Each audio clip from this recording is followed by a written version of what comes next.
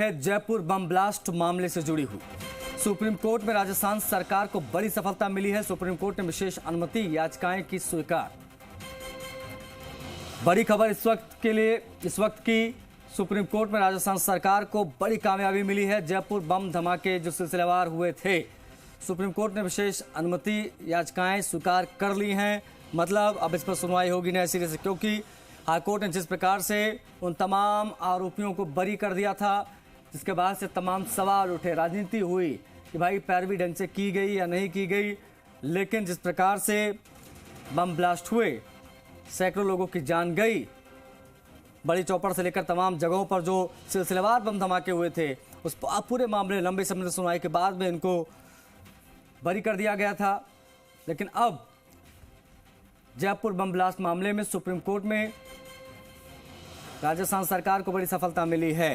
निजाम हमारे सहयोगी कनेक्ट हो गए, बात करेंगे निजाम से। निजाम, सुप्रीम कोर्ट में राजस्थान सरकार को सफलता मिली है। सुप्रीम कोर्ट ने विशेष अनुमति की याचिकाएं स्वीकार कर ली। अब यहां से आगे क्या, क्योंकि बरी कर दिया गया था पिछली बार कोर्ट में।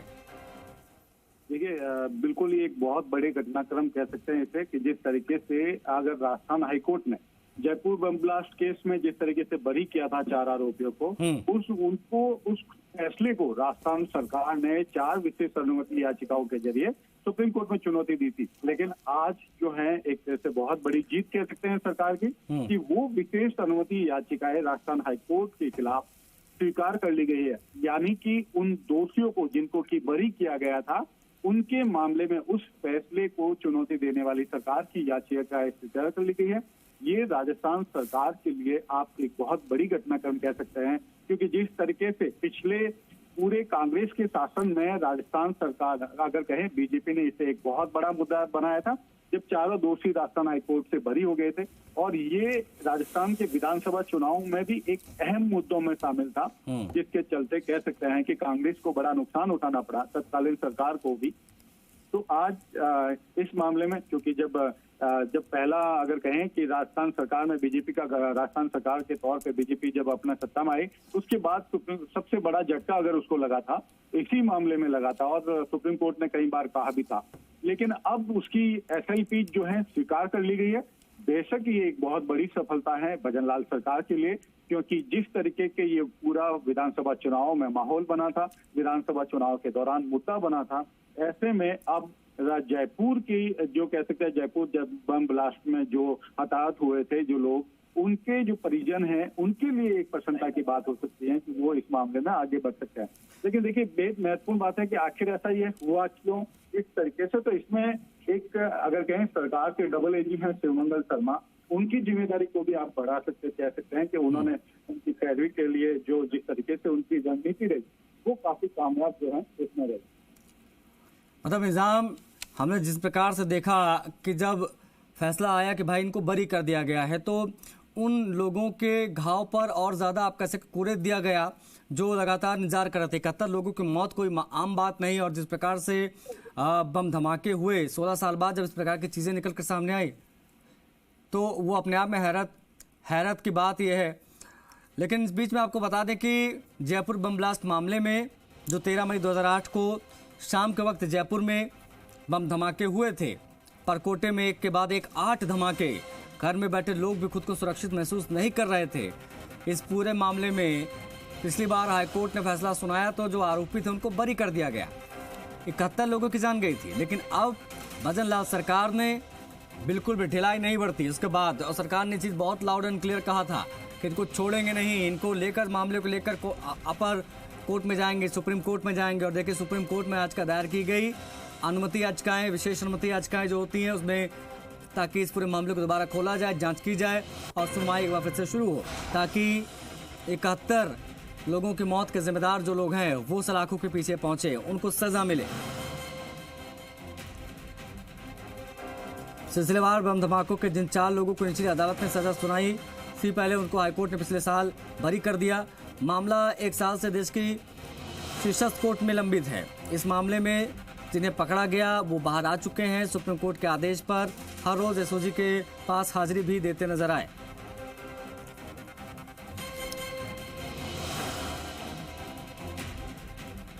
13 मई 2008 12 मिनट में फटे थे 8 बम सिलसिलेवार। 7:20 पर खन माड़क चौक के पास में पहला ब्लास्ट हुआ। लोग समझ पाते उसके 5 मिनट बाद ही त्रिपोलिया बाजार स्थित बड़ी चौपड़ के पास में एक बड़ा बम धमाका होता है। शाम 7:30 बजे ठीक उसके 5 मिनट के बाद छोटी चौपड़ पर कोतवाली थाने के बाहर पार्किंग में तीसरा ब्लास्ट हुआ और उसी वक्त सेम समय पर त्रिपोलिया बाजार में भी बम ब्लास्ट हुआ। लेकिन जो आरोपी थे जिनकी गिरफ्तारियां हुई, क्योंकि हमने देखा शाहबाज हुसैन को गिरफ्तार किया गया था, मोहम्मद सरवर आजमी को, आतंकी मोहम्मद सैफ को, इन सबको गिरफ्तार किया गया था, लेकिन बाद में इनको बरी कर दिया गया। निजाम हमारे सहयोगी दिल्ली से सीधा कनेक्ट हो रहे, लाइव उनसे बातचीत करेंगे। निजाम, 2008 के जख्म आज भी ताजा हैं। 71 लोगों की मौत सिलसिलेवार, हर 5 मिनट के अंदर बैक टू बैक 8 धमाके, और इन धमाकों के बाद 16 साल के बाद एक फैसला आता है। तो फैसला क्या आता है कि जो आरोपी है उनको बरी कर दिया गया। अब सुप्रीम कोर्ट में सरकार गई, भजनलाल सरकार, याचिकाएं दायर की गई कि भाई पुनर्विचार हो, विशेष अनुमति याचिकाएं दायर की गई, उसे स्वीकार कर लिया गया। अब यहां से आगे क्या, किस प्रकार से अब सुप्रीम कोर्ट इस मामले को लेकर आगे बढ़ेगा और कितनी संभावनाएं कि जो आरोपी हैं, जो दोषी हैं इन बम धमाकों के, जो आतंकी हैं, वो जेल के पीछे नजर आएंगे? देखिए, ये एक बहुत बड़ा घटनाक्रम है। अगर इसको कहा जाए तो लीगल मामले में ये कहा जाए कि एसएलपी स्वीकार करना, यानी कि प्रथम दृष्टया सुप्रीम कोर्ट के द्वारा ये मानना कि राजस्थान हाई कोर्ट ने उन्हें जो बरी किया है उस मामले में कुछ चीज़ें अलग हो सकती हैं, उस फैसले में कुछ त्रुटि हो सकती है, तो उस प्रथम दृष्टया चीज़ों को स्वीकार किया जाना ये सुप्रीम कोर्ट है। अगर ये खारिज हो जाती तब आप ये मानते कि राजस्थान हाईकोर्ट का फैसला अंतिम फैसला हो गया, अब उसके आगे कुछ नहीं। लेकिन अब चूंकि एसएलपी राजस्थान सरकार ने इसको साफ तौर से कहा था कि इसमें जो है त्रुटि की गई है। जो हाईकोर्ट है, हाईकोर्ट ने इसमें कई मामले अनावश्यक टिप्पणियां की है। बाद में जो पुलिस के खिलाफ जो टिप्पणियां की गई थी वो बाद में हटाने के लिए भी कहा गया था। तो इन तमाम चीज़ों को लेकर, त्रुटियों को लेकर राजस्थान सरकार सुप्रीम कोर्ट गई और सुप्रीम कोर्ट ने आज आखिरकार ये चारों एसएलपी को स्वीकार कर लिया, जिनको चारों को बरी किया था। इसमें देखिए, सबसे महत्वपूर्ण बात, सरकार को उस समय झटका लगा था जब सरकार नई सत्ता में आई थी, बीजेपी सरकार, और उसके तुरंत बाद जो कह सकते हैं कि उनकी याचिका एक बार तो निरस्त होते होते रह गई। और शुरुआत में जब सुप्रीम कोर्ट ने बहुत बड़ा झटका दिया था और उस समय ये सवाल खड़े हुए थे कि आखिरकार जो है राजस्थान सरकार जिस मुद्दे पर जो बीजेपी है सत्ता में आई और वो उसको आगे नहीं बढ़ा पाई। लेकिन उसके बाद तुषार मेहता जो कि सॉलिसिटर जनरल ऑफ इंडिया है, उनको उन्होंने हायर किया और इसके साथ ही डबल एजी शिवमंगल शर्मा की स्पेशल अपॉइंटमेंट किया गया और इन दोनों को जिम्मेदारी दी गई कि वो इस मामले में आगे की कवायद करें।